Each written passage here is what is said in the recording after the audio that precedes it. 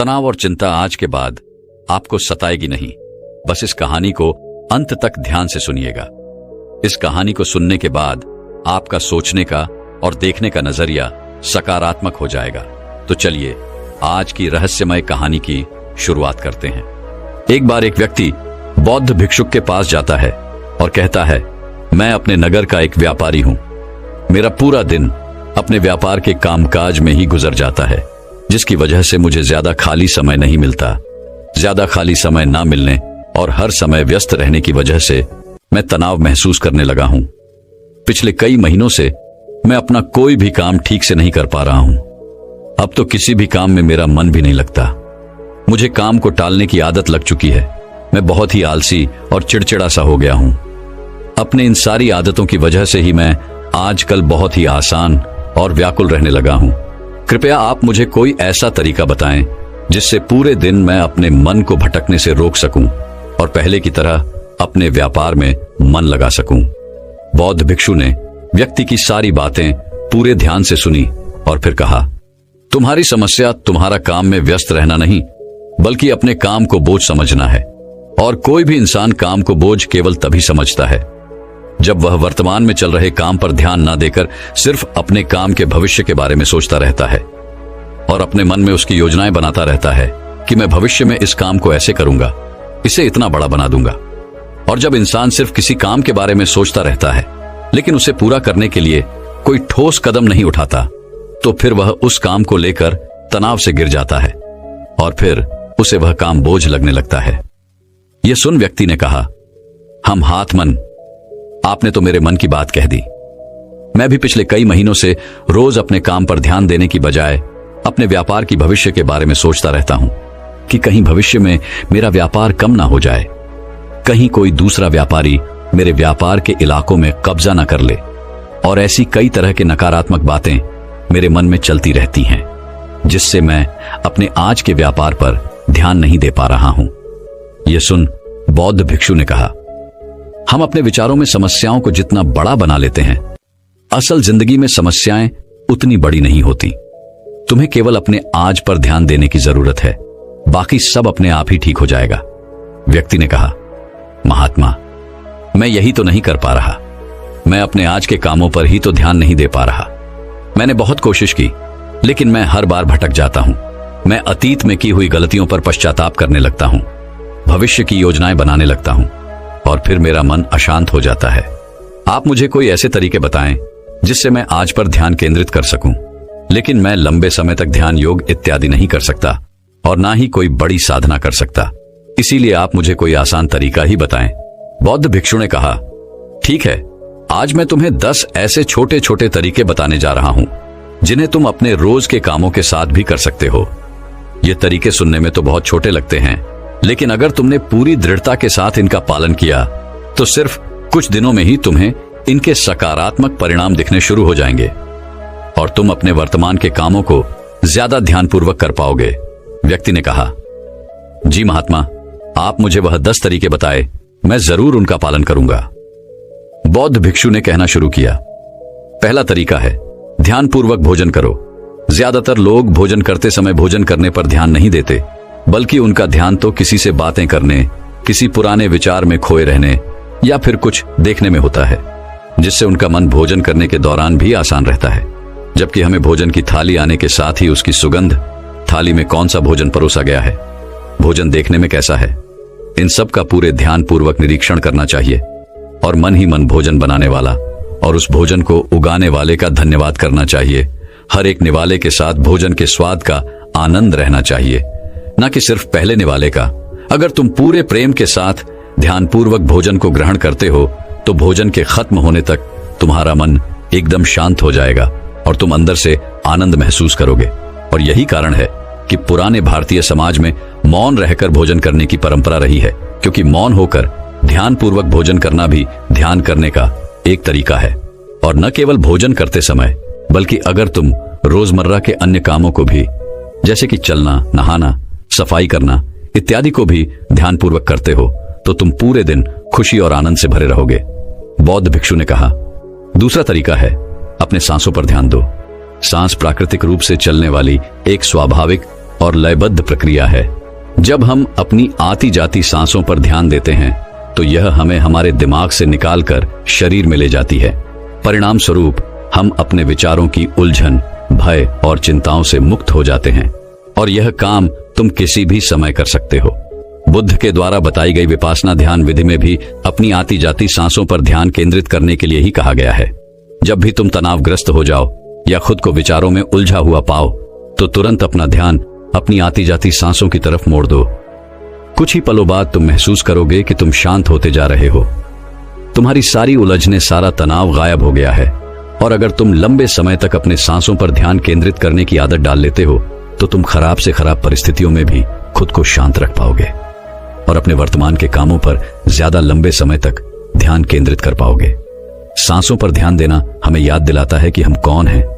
हमें आभास होता है कि हम वह विचार नहीं हैं जो अभी हमारे अंदर चल रहा है, बल्कि हम तो इससे अलग हैं, इससे ऊपर हैं। दोस्तों, हम केवल अपनी सांसों पर ध्यान देकर बहुत से नए आयामों की खोज कर सकते हैं। हमारे पूर्वजों ने इस पर बहुत काम किया था कि कैसे हम केवल अपनी सांसों पर नियंत्रण रखकर ऐसी ऐसी चीजें कर सकते हैं जो साधारण इंसानी जीवन से परे है। हम अपनी सांसों पर ध्यान देकर खुद को ऐसी स्थिति में ला सकते हैं कि जीवन में आने वाला कोई भी उतार चढ़ाव हमें परेशान नहीं कर सकता। बौद्ध भिक्षु ने व्यक्ति से कहा, तीसरा तरीका है अपने इंद्रियों से जुड़ी हमारी 5 इंद्रियों नाक, त्वचा, जीभ्या, कान और आंखें हमारे शरीर के प्रवेश द्वार हैं। लेकिन जब हम विचारों में खोए रहते हैं तो हम अपनी इंद्रियों को अनुभव नहीं कर पाते कि हमारे आसपास क्या चल रहा है, कैसी सुगंध है, कैसी ध्वनियां आ रही है। जब तक कि यह सारी चीजें इतनी प्रबल ना हो कि यह हमारा ध्यान अपनी ओर खींच ले, हम बस बेहोशी में जिए चले जा रहे हैं। इसीलिए अपने आसपास की चीजों को ठहर कर ध्यान से देखने की आदत डालो। जैसे अपने शरीर से टकराती ठंडी हवा को महसूस करो, बगीचे में खिले रंग बिरंगे फूलों पर ध्यान दो, उनकी खूबसूरती को निहारो, पक्षियों की आवाजों पर ध्यान दो, उगते और डूबते सूरज को कुछ देर ठहर कर देखो। ये सारी छोटी छोटी चीजें तुम्हें तुम्हारे वर्तमान से जोड़ेगी। अगर तुम अपने जीवन में शांति और आनंद का अनुभव करना चाहते हो तो तुम्हें अपने आसपास की चीजों पर ध्यान देना होगा। तुम्हें कुछ पल ठहर कर उन्हें प्रेम पूर्वक देखना और महसूस करना होगा। बौद्धिक कक्षियों ने कहा, चौथा तरीका है अपने मन में उठने वाली नकारात्मक भावनाओं का निरीक्षण करो। परेशान, निराशा या क्रोधित होना हम इंसानों में आम बात है, लेकिन हमें चाहिए कि हम ऐसी भावनाओं के बहाव में ना आए, बल्कि जब भी हमारे अंदर किसी भी प्रकार की नकारात्मक भावना उठी तब हमें इन भावनाओं पर ध्यान देना चाहिए। जैसे कि जब तुम्हें गुस्सा आए या कुछ गलत करने का मन करे तो कुछ देर ठहर कर देखो कि उस समय तुम्हारे अंदर कैसे विचार उठ रहे हैं। कुछ देर में तुम महसूस करोगे कि तुम वह विचार नहीं हो, तुम उनसे अलग हो। तुम उन्हें देखते रहो और कुछ ही देर में वह सारे नकारात्मक विचार गायब हो जाएंगे। और अगर तुम हर बार ऐसा ही करते हो तो तुम तुम्हारी भावनाओं पर नियंत्रण करना सीख जाओगे। भिक्षु ने कहा, पांचवा तरीका, अपने मन में उठने वाले हर विचार पर भरोसा मत करो। हमारा मन हर समय अनुमान और धारणाएं बनाता रहता है जो कि सच नहीं होती। जैसे कि जब भी हम किसी व्यक्ति से मिलते हैं या किसी नई चीज को देखते हैं तो तुरंत हमारा मन उसके बारे में अपनी पूर्व धारणाएं बनाने लगता है और फिर उस चीज या इंसान को या तो अच्छा या बुरा बनाकर हमारे सामने पेश करेगा और फिर हम अपने विचारों को सच मानकर उस इंसान या चीज को वैसा ही समझने लगते हैं। और कुछ लोग तो अपनी ही धारणाओं को सच मान लेते हैं और उसी पर अड़े रहते हैं, जबकि हमें खुद को किसी भी प्रकार की पूर्ण धारणा से स्वतंत्र रखने का प्रयास करना चाहिए और पूरी जागरूकता के साथ जो चीज असल में जैसी है उसे वैसे ही देखने का प्रयास करना चाहिए, न कि उसमें अपनी तरफ से अच्छा या बुराई की चादर ढक देनी चाहिए। अगर तुम वर्तमान में रहते हुए पूरे साक्षी भाव के साथ बिना किसी पूर्व धारणा के किसी भी चीज को देखते या सुनते हो तो यह तुम्हें शांत और तनाव मुक्त रखेगा। भिक्षु ने कहा, छठा तरीका, रोज कुछ देर तक ध्यान का अभ्यास करो। ध्यान करने के लिए घंटों बैठने की जरूरत नहीं है। दिन में 10 मिनट का ध्यान भी जीवन पर सकारात्मक प्रभाव डाल सकता है। रोज ध्यान करने से हमारे जीवन में नई ऊर्जा, उत्साह, शांति और प्रेरणा का आगमन होता है। हम पूरे दिन अंदर से खुश और शांति महसूस करते हैं। रोज ध्यान करने से तुम स्वाभाविक रूप से अपने वर्तमान के क्षणों में रहना सीख जाते हो। भिक्षु ने कहा, सातवां तरीका जो तुम्हारे पास है उसके लिए आभारी रहो। जिंदगी में खुशी लाने का सबसे आसान तरीका है आभार व्यक्त करना। धन्यवाद अदा करने से न केवल जो चीजें हमारे पास हैं उनसे हमें असली खुशी मिलती है, बल्कि जो हम पाना चाहते हैं उसे पाने का रास्ता भी हमें दिखना शुरू हो जाता है। क्योंकि धन्यवाद के भाव से भरा मन समस्याओं की तरफ नहीं बल्कि उनके समाधान की तरफ केंद्रित होता है। जो भी तुम्हारे पास है उसके लिए इस अदृश्य ब्रह्मांडीय शक्ति का धन्यवाद अदा करना तुम्हारे जीवन को जादुई तरीके से बदल कर रख सकता है। तुम्हें यह सोचना चाहिए कि तुम कितने धन्य हो कि तुम्हारे पास एक निश्चित चीज है। उदाहरण के लिए तुम्हारे पास एक अच्छा व्यवसाय है और न जाने कितने लोग तुम्हारे जैसा व्यवसाय करने की इच्छा रखते होंगे, लेकिन उनके पास नहीं है। भिक्षु ने कहा, 8वां तरीका, दूसरों की बातों को ध्यानपूर्वक सुनो। किसी दूसरे व्यक्ति से बात करते समय यह सोचे बिना कि उसे क्या कहना है या उसकी बात का कैसे जवाब देना है, तुम्हें पूरे ध्यानपूर्वक सामने वाले की बातों को सुनना चाहिए। तुम्हें सामने वाले से बात करनी है, उसे जवाब देने के लिए नहीं बल्कि उसकी भावनाओं को समझने के लिए। जब तुम किसी से बात करो तो अपने कान, दिल और अंतर्मन से उसकी बातों को सुनो और समझो। ऐसा करना सामने वाले से तुम्हारे रिश्ते को तो मजबूत करेगा ही, साथ ही यह तुम्हारे लिए एक अभ्यास है अपने धैर्य और एकाग्रता को बढ़ाने का। और जब हम ज्यादा सुनते और कम बोलते हैं तो हम बहुत सी परेशानियों से भी बच जाते हैं, जिससे हमारा मानसिक तनाव भी कम रहता है।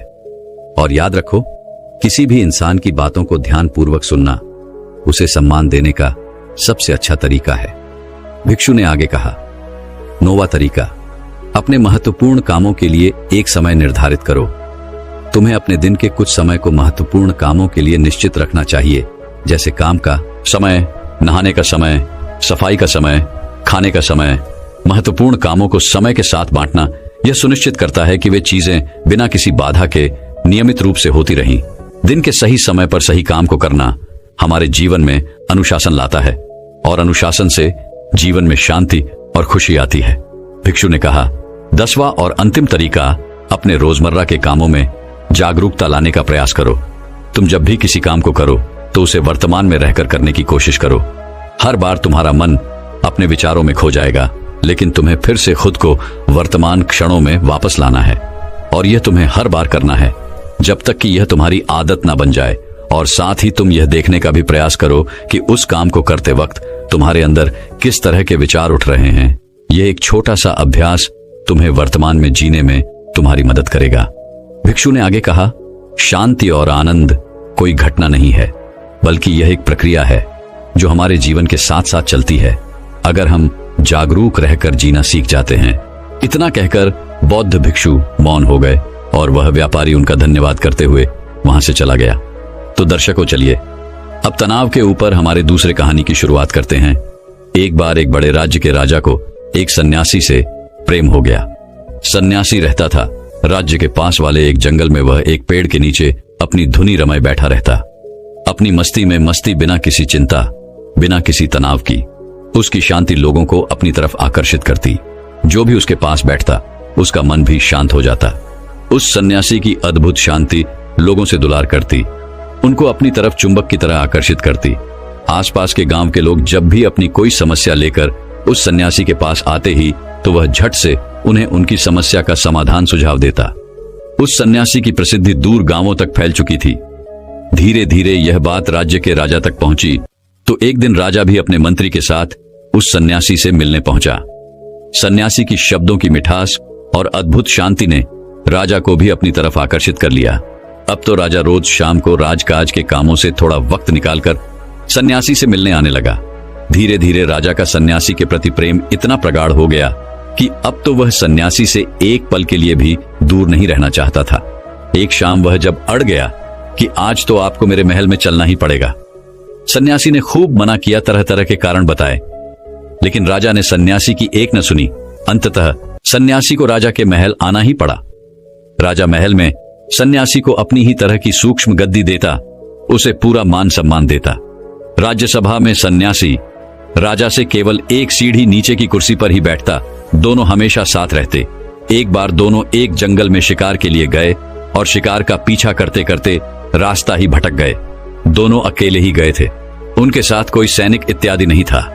सन्यासी, राजा और उनका घोड़ा, यह तीन ही थे। रास्ता खोजते खोजते सुबह से शाम हो गई, लेकिन उन्हें महल वापस लौटने का रास्ता नहीं मिला। दोनों बहुत थक चुके थे और उन्हें जोरों की भूख भी लगी थी, लेकिन कुछ खाने को नहीं मिल रहा था। तभी राजा की नजर वृक्ष पर लगे एक फल पर पड़ी। उस वृक्ष पर केवल एक ही फल लगा हुआ था। राजा ने तुरंत पेड़ पर चढ़कर उस एक फल को तोड़ दिया। राजा का मन तो कर रहा था कि वह उस पूरे ही फल को खा लिए, लेकिन वह उस सन्यासी से प्रेम ही इतना करता था कि वह उसे बिना खिलाए कुछ भी नहीं खाता था। राजा ने फल के 6 टुकड़े किए और उसमें से 3 टुकड़े सन्यासी को देने लगा। पहले तो सन्यासी ने फल लेने से मना किया, लेकिन फिर राजा के बार बार आग्रह करने पर उसने वह तीनों टुकड़े ले लिए और उन्हें खाने लगा। अपने हिस्से के फल खाने के बाद सन्यासी ने कहा, वाह, अद्भुत मजा आ गया। इतने स्वादिष्ट फल तो मैंने अपनी जिंदगी में आज से पहले कभी नहीं खाए। कृपया कर एक फल और दे दीजिए। वह राजा उस सन्यासी से बहुत प्रेम करता था, इसलिए उसने अपने हिस्से में से बल्कि एक भाग सन्यासी को और दे दी। वह सन्यासी उस फल को खाने के बाद कहता है, अद्भुत, अति स्वादिष्ट, कृपया कर एक फल और दे दे। उस सन्यासी की यह बात सुन राजा को थोड़ा बुरा लगता है, क्योंकि फल एक ही था और भूखे दोनों थे। लेकिन उस राजा का उस सन्यासी के प्रति प्रेम भी इतना था कि वह अपने हिस्से में से दूसरा भाग भी उस सन्यासी को दे देता है। वह सन्यासी झट से उस दूसरे भाग को भी खा लेता है और कहता है, वाह, बहुत खूब, आनंद आ गया। अगर एक फल और मिल जाए तो मजा ही आ जाए। कृपया कर एक फल और दे दीजिए। यह सुन राजा उस सन्यासी से कहता है, यह तो गलत है, भूखा तो मैं भी हूं, कम से कम एक तो खाने दो। तभी सन्यासी लपक कर राजा के हाथ से वह आखिरी फल भी छीन लेता है। राजा ने कहा, रुको, अब तो तुम सारी सीमाएं लांघ रहे हो। मैं तुमसे इतना प्रेम करता हूं, तुम मुझसे जरा भी प्रेम नहीं करते। क्या तुम्हें मेरी भूख नहीं दिख रही? मैं भी तो तुम्हारे साथ सुबह से भटक रहा हूं। इतना कहकर राजा ने वह आखिरी फल सन्यासी के हाथ से छीन लिया और अपने मुंह में रख लिया। जैसे ही राजा ने उस फल को अपने मुंह में रखा, तुरंत ही उसे थोप दिया, क्योंकि वह फल कड़वा जहर था, इतना कड़वा जिसकी कोई सीमा नहीं। राजा ने उस सन्यासी से कहा, तुम पागल हो, इतना कड़वा फल तुमने कैसे खा लिया? तुमने मुझसे शिकायत क्यों नहीं की? उस सन्यासी ने कहा, जिन हाथों से इतने मीठे फल खाने को मिले हैं, उनकी शिकायत, वह भी सिर्फ एक कड़वे फल के लिए, उचित न थी। यह सुन राजा उस सन्यासी को अपने गले से लगा लेता है। दोस्तों, वह राजा हमारी जिंदगी है और वह सन्यासी हम खुद। हमारी जिंदगी ने हमें न जाने कितने सारे मीठे फल दिए हैं, लेकिन हम हमेशा उन थोड़े से कड़वे फलों के लिए शिकायत करते रहते हैं जो जिंदगी ने हमें दिए हैं। हमारी जिंदगी में हजारों अच्छी चीजें हैं, लेकिन हम कुछ थोड़ी सी खराब चीजों के लिए हमेशा रोते रहते हैं। जिंदगी को, किस्मत को, माँ बाप को, परिस्थितियों को दोष देते रहते हैं, जबकि जीवन की ज्यादातर परेशानियां हमने खुद ही पैदा की होती हैं। अपने समय को बर्बाद करके, लालच करके, झूठ बोलकर, मेहनत ना करके। लेकिन हम खुद के अंदर झांकने की बजाय दूसरों को दोष देते रहते हैं। हम जिंदगी की अच्छाइयों को देख ही नहीं पाते, बस इसी बात में उलझे रहते हैं कि जीवन में कौन कौन सी कमियां हैं। और यही सबसे बड़ी वजह है हमारी दुख की, चिंता की, परेशानी की, असफलता की। क्योंकि जो कुछ भी हमारे पास है, हम उसके लिए आभार से भरे हुए हैं। हमारे अंदर केवल शिकायतें हैं। इसलिए जो कुछ भी आपके पास है, उसके लिए सौभाग्य से भर जाओ, धन्यवाद अदा करो उस ब्रह्मांडी शक्ति का, आपको यह सब देने के लिए। हम जिस भी चीज के लिए आभार से भर जाते हैं, वह चीजें कई गुना होकर हमारे पास वापस आती हैं। इसलिए आपके जीवन में जो कुछ भी अच्छा हो रहा है, और अगर आप चाहते हैं कि वो कई गुना होकर आपके पास वापस आए, तो अब हर उस चीज के प्रति अब वह भाग्य से भर जाओ। फिर चाहे वह धन हो, अच्छे रिश्ते हो, मान सम्मान या पद प्रतिष्ठा। अचानक से आप महसूस करेंगे कि जिन रिश्तों से आपको खुशी नहीं मिल रही थी, जो चीजें आपको खराब लगती थी, जिनके लिए आपके अंदर कोई सम्मान नहीं था, आप उनसे संतुष्ट नहीं थे, उन्हीं रिश्तों से आपको खुशी मिलने लगी है। आप ज्यादा संतुष्ट और खुश रहने रखेंगे। धन्यवाद का भाव, यानी पावर ऑफ ग्रेटिट्यूड, इंसानी जीवन के लिए किसी चमत्कार से कम नहीं है, क्योंकि यह हमारे विचारों को पॉजिटिविटी की ओर ले जाता है। दोस्तों, अगर हम एक कागज देकर उसमें एक तरफ ये लिखें कि हमारे पास क्या क्या है, और दूसरी तरफ ये लिखें कि जीवन में कौन कौन सी कमियां हैं, तब हम जान पाएंगे कि जो अच्छी चीजें हमारे पास हैं, उनकी लिस्ट तो खत्म ही नहीं हो रही। लेकिन कागज के दूसरी ओर कि जीवन में कौन कौन सी कमियां हैं, तो हम पाएंगे कि वहां केवल इतनी ही कमियां हैं जिन्हें हम अपनी उंगलियों में गिनकर ही खत्म कर सकते, जैसे कि धन की कमी, समय की कमी, रिश्तों में कड़वाहट इत्यादि। और जीवन की ज्यादातर समस्याएं हमारी खुद की बनाई हुई हैं। अगर हम चाहे तो थोड़ी सी ज्यादा मेहनत करके, अपने समय का सही उपयोग करके, अपने रिश्तों को थोड़ा सा ज्यादा समय और सम्मान देकर अपने जीवन की ज्यादातर समस्याओं को खत्म कर सकते हैं। लेकिन हमारा ध्यान समाधान की बजाय समस्या की तरफ ज्यादा होता है, और यही हमारे दुख और तनाव का एक बड़ा कारण है। अगर हम ध्यान से देखें तो हमारे आसपास ही ऐसी बहुत सी चीजें हैं जिनके लिए हम इस पल का धन्यवाद कर सकते हैं। स्वच्छ हवा पीने के लिए साफ पानी, स्वस्थ शरीर, हमारी आंखें, हमारे कान, हाथ पैर इत्यादि। अच्छी आंखों का होना कितना बड़ा सौभाग्य है, यह उस इंसान से पूछो जो अंधा है। अच्छे कानों की कीमत उससे पूछो जो बहरा है। स्वस्थ शरीर का महत्व उससे पूछो जो बीमार है। अगर ऐसे लोगों को एक चीज वरदान प्राप्त करने का केवल एक मौका मिले तो ये लोग सबसे पहले अपने शरीर को स्वस्थ करने का वरदान मांगेंगे। इसलिए अगर हमारे पास एक स्वस्थ शरीर है तो इसके लिए इस पल का धन्यवाद तो बनता है। अगर आज रात हम अच्छा खाना खा पा रहे हैं तो इसके लिए भी इस पल का धन्यवाद करो, क्योंकि आज रात दुनिया में लाखों लोग भूखे सोने वाले हैं। कम से कम हम उनमें से तो नहीं हैं। पुराने चाइना में एक बहुत बड़ा सन्यासी हुआ, मुझे उसका नाम याद नहीं आ रहा। एक बार वह अपने कुछ शिष्यों के साथ नदी से स्नान कर वापस लौट रहा था। तभी अचानक उसका पैर रास्ते में पड़े एक पत्थर से टकरा गया। उसके अंगूठे में जोरों की चोट लगी और उसका पूरा पैर लहूलुहान हो गया। लेकिन उस सन्यासी ने तुरंत ही उस पत्थर को उठाकर रास्ते से किनारे फेंका और हाथ जोड़कर परमात्मा का धन्यवाद करने लगा। यह देखकर उसके शिष्यों ने पूछा, आप ये क्या कर रहे हैं? यह भी कोई धन्यवाद करने वाली बात है? सन्यासी ने कहा, धन्यवाद कर रहा हूं कि अंगूठे के चोट से ही काम हो गया, वरना सर के बल भी गिर सकता था, सर भी फूट सकता था, जान भी जा सकती थी। इसीलिए धन्यवाद कर रहा हूं कि सिर्फ इतना सा दर्द देकर ही मुझे बड़े दर्द को सहने से ही बचा लिया। अगर ऐसे इंसान को कोई कष्ट भी होता है तभी वह आभार प्रकट करता है कि चलो इतने कष्ट से ही काम चल गया, वरना ज्यादा भी सहना पड़ सकता था। अब ऐसी सोच रखने वाले इंसान को कौन सी परेशानी दुख दे सकती है? इसलिए कहा जाता है कि धन्यवाद बड़े से बड़े दुख को सहने की क्षमता देता है। इसलिए सौभाग्य से भरो उन सारी सकारात्मक चीजों के लिए जो आपके पास है। यही तनाव और चिंता से मुक्ति का सूत्र है। तो दर्शकों, चलिए अब तनाव के ऊपर हमारे तीसरे कहानी की शुरुआत करते हैं। एक राज्य के राजा की यह आदत थी कि वह अक्सर भेष बदलकर अपने राज्य में घूमा करता था, ताकि वह अपने प्रजा की असली जरूरतों के बारे में जान सके और राज्य में चल रहे गलत कामों, वह सुरक्षा की स्थिति की जानकारी हासिल कर सके। ऐसे ही एक दिन अपने मंत्री के साथ भेष बदलकर घूमते हुए राजा अपने राज्य की अंतिम छोर तक पहुंच जाता है। वहां पहुंचकर राजा एक बहुत ही चौंका देने वाली घटना देखता है। वह देखता है कि एक इंसान सड़क के बीचों बीच लेटा हुआ है, लेकिन कोई भी उसकी मदद नहीं कर रहा। लोग उसके आसपास से निकल तो रहे हैं, लेकिन कोई भी उस पर ध्यान नहीं दे रहा है। यह देखकर राजा खुद ही उस पड़े हुए व्यक्ति की मदद करने जाता है। राजा जैसे ही उस व्यक्ति के पास पहुंचकर उसको उठाने की कोशिश करता है, उसे पता चलता है कि व्यक्ति तो पहले से ही मरा हुआ है। यह देखकर राजा मदद के लिए लोगों को आवाज लगाता है, लेकिन जो भी वहां से गुजरता उस मरे हुए व्यक्ति को देखकर अपना मुंह बनाता और वहां से चला जाता। इस तरह से कोई भी राजा की मदद करने के लिए नहीं रुका। अंत में राजा ने ही वहां से गुजरने वाले एक व्यक्ति का हाथ पकड़कर उसे रोकते हुए पूछा, मैंने लोगों को इसकी मदद के लिए आवाज लगाई, लेकिन कोई भी इसके पास तक नहीं आया। आखिर ऐसी क्या बात है कि लोग इस व्यक्ति को छूना तक नहीं चाहते? यह सुनते ही उस व्यक्ति ने मुंह बनाते हुए जवाब दिया, सब इसके कर्मों का फल है। यह हमारे नगर का सबसे बड़ा पापी है। इसने अपने पूरे जीवन काल में सिर्फ बुरे कर्म किए हैं। यह कहता हुआ वह व्यक्ति भी वहां से चला गया। उस राहगीर के मुंह से ऐसी बातें सुनकर राजा अपने मंत्री की मदद से उस मृत व्यक्ति को उठाता है और लोगों से पता पूछकर उसे उसके घर तक ले जाता है। अपनी मृत पति को देखकर उसकी पत्नी जोर जोर से रोने लगती है। तभी थोड़ी देर बाद राजा उसकी पत्नी से लोगों का उसके पति के प्रति जो व्यवहार था उसके बारे में बताता है, जो उसने सड़क पर देखा था। राजा की बातें सुनकर उसकी पत्नी ने अपने पति की तरफ सम्मान भरी दृष्टि से देखते हुए पूरे आत्मविश्वास के साथ कहा, मैं इस बात को अभी सिद्ध कर सकती हूं कि मेरे पति एक बहुत ही अच्छे इंसान थे। यह सुनकर राजा चौंक जाता है और कहता है, लेकिन लोग तो कह रहे थे कि यह एक पापी व्यक्ति है।